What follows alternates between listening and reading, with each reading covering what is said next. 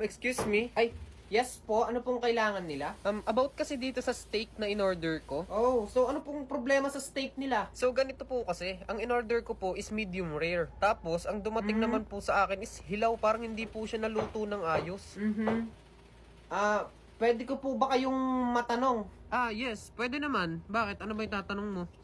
Ako po ba nagluto niyan?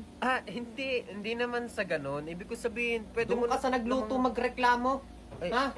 Tagadala sige. lang ako. Wala akong kinalaman sa Ay, steak na pasensya yan. ka na. Waiter, excuse me po. Yes po.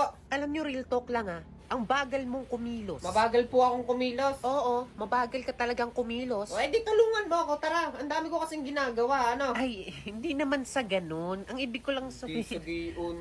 Excuse me, waiter. Manahimik ka? Ba, si Raul yung waiter na yun Yes po, spaghetti na walang sauce, Aha. tas tubig na lasang kalawang. Okay na? Excuse me, meron ba kayo dyang paper bag? Meron naman po, bakit?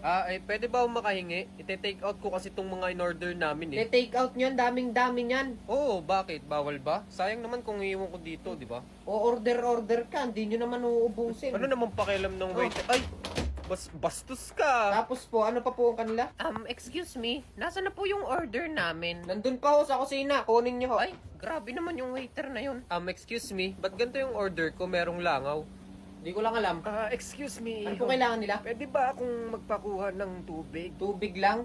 Oo, tubig lang. Salamat. Tayo, akin na nga muna to Kuya, ha. tubig ko Tatamad yan. ako layo ng kusina eh. Excuse me, saan may bakanting lamesa? Bale, 6 kami. Hindi maghanap ka doon. Gagawin ko kung 6 kayo.